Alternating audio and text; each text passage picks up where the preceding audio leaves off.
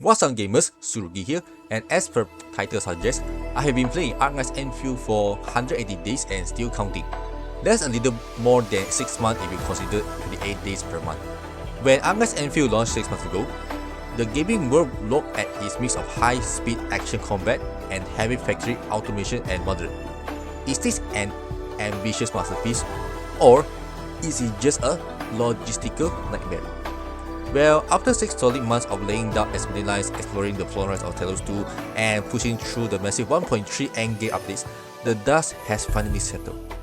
As the Endministrator, I spent the last half year managing power grids and fighting off the Agglomerates. Today, we're answering the ultimate question. Now that the launch hype is dead and Contingency Contract is being introduced, does Endfield actually respect your time, or is it just a second job?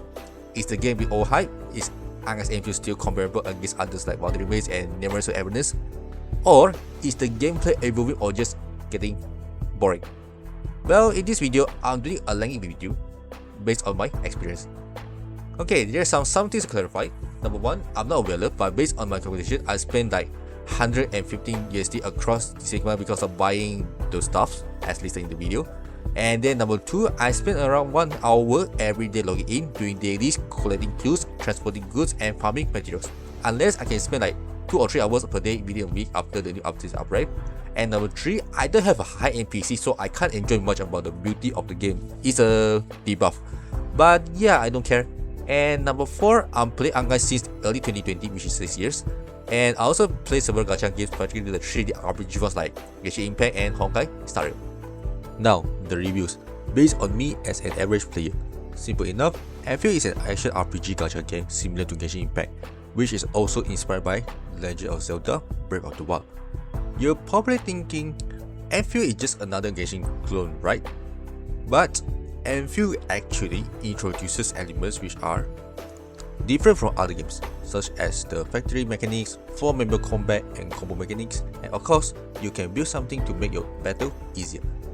Like other games, Endfield offers monetization options so you can get your favorite operators, but here's the catch. The only benefit you're using IRL money in-game is to make your characters slightly stronger. Period. Now, the first part. The gacha mechanics. Coming from Arknights, the gacha mechanics in Endfield is pretty much forgiving.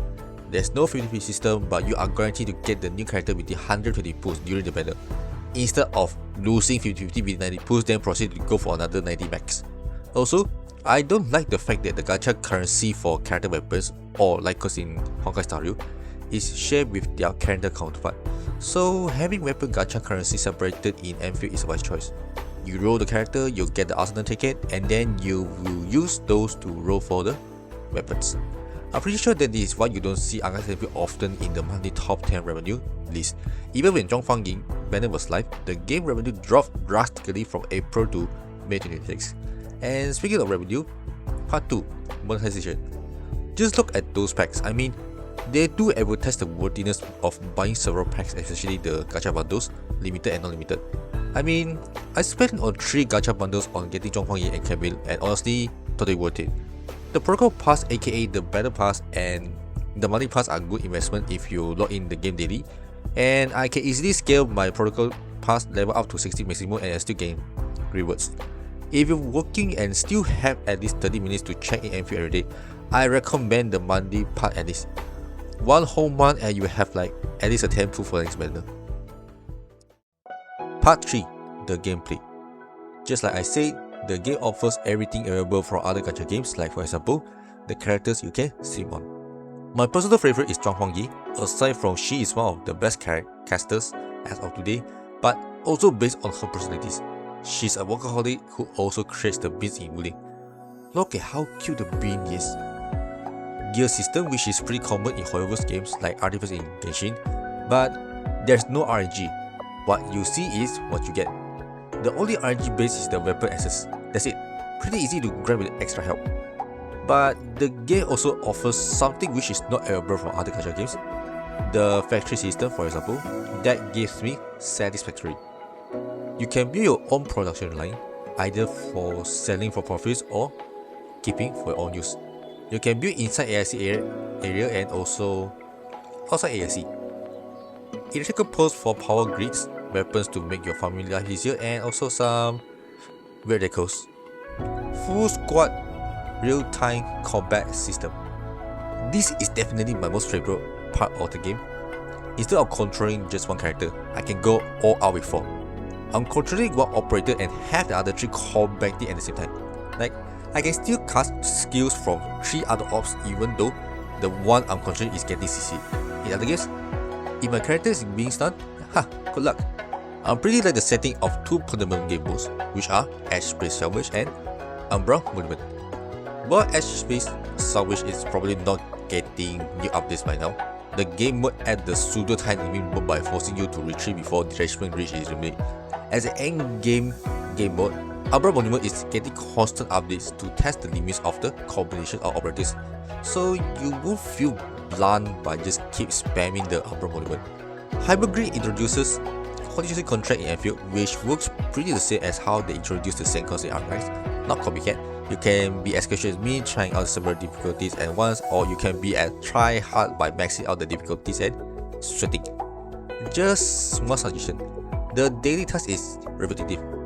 I remember there are at least 2 types of daily tasks other than picking up some plants in the designated area or just marking the leftover boxes or beacons or whatsoever. As for today, what I experienced is the later one. Is it just me? Well, actually I can just skip that because I have other competitions to get the full 100 points. Yeah, very convenient. Part 4. The story. Think of Endfield's first 6 months as a massive sci-fi political thriller. Version 1.0 was about waking up and surviving the harsh wilderness.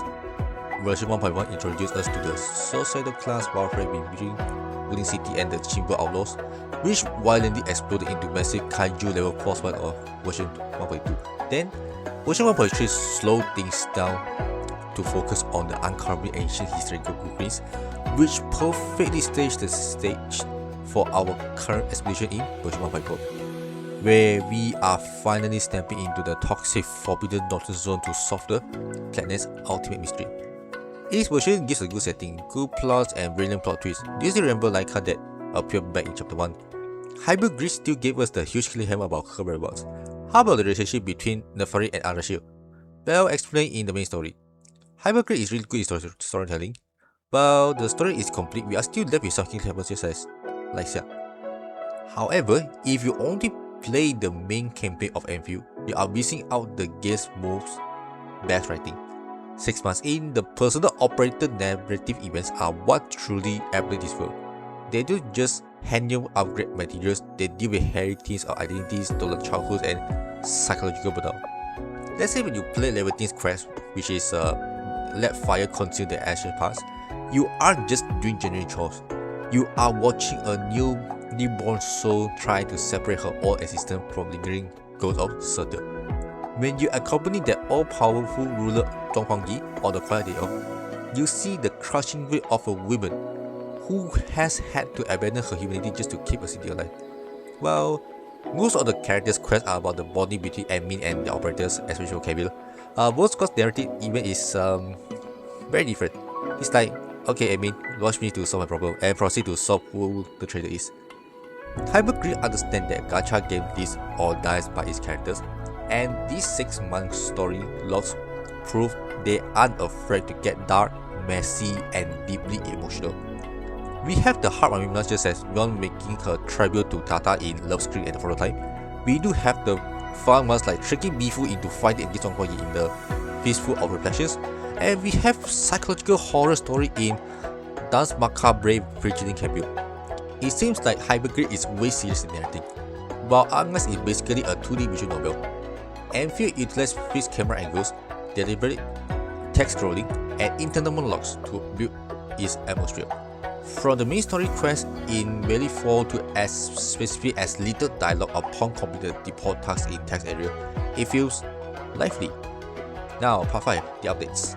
Well, I have watched all the videos regarding the future updates. I know Haimao is such a busy man focusing on both Arknights IP, but honestly, he's doing a pretty good job.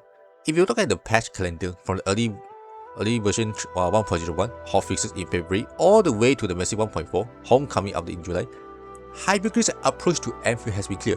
They are systematically, aggressively deleting friction. The Watch 1.1 patch saved us from tedious pre-boss setup by instantly topping off our health and energy, while the massive July overhaul completely revoked endgame gear requirements, cutting stock build costs by 99% and saving players from the exhausting inventory spreadsheet management that plagued the launch window. Also, I know every day one admins were frustrated about the paper incident, but they was quickly fixed as well. These updates throughout these 6 months prove one thing: Hypercrypt is actually listening. A lot of modern gacha developers dig their heels in when their players complain about core system design. Yeah, look at you, Level ADS, you gave your hunters from home disappointment. Hashtag bring Balco back. But for Endfield, the trajectory from January launch to today tells us a complete different story. When the community pointed out that early factory management felt clunky, we got persistent blueprint ready data. When people complain about the endgame gear grind feel like an endless spreadsheet loop, they introduced alternate recipe tracks that efficiently wipe out the material bottlenecks. They aren't just shaping content updates, they are actively shaping the game based on community pain points. For a live service RPG, that level of developer agility is the greenest flag you can ask for. Last but not least, part 6, the community. For this, I will include the Collabs too.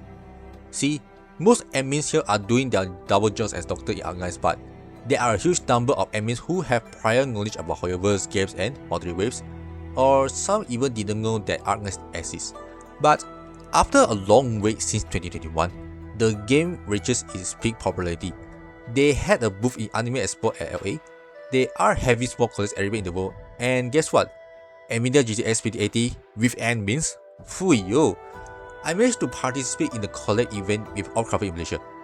Bought a total of 50 ringgit for just 2 drinks, and I got a level 10 Arknight coaster in return. Totally worth it. At the time of recording this video, all of the merch are sold out, with level 10 being the most popular operator. All gone within a day or two after collab starts.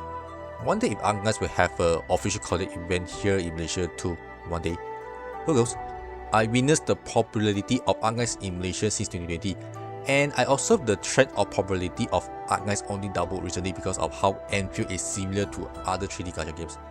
Some of my friends didn't try Arknights, saying that, nope, it's a tower defense game, it's too difficult. Arknights, despite being released right before COVID-19 era, is still a less populated game compared to Hoyoverse games such as Genshin Impact, which released a few months after Arknights. However, in my opinion, Arknights don't spark many controversies. The only one I could remember is the Chance Outer Phase. But look at other games like Genshin Impact and right now Love at this space. The community are willing to spam negative comments in Google Classroom. Hello? Going back to Arknights Endfield community, I believe the majority part of this community is from the original game, but some others are willing to learn the Arknights universe through the recommended settings, which is an excellent touch made by Hypercrypt. Yeah, so yeah, here's my thoughts on playing Endfield for 180 days and still counting. I also played Arknights for about 6.5 years, and let me know if you're looking forward for my next video or reviewing Arknights as a veteran. I'll see you in the next video and peace out.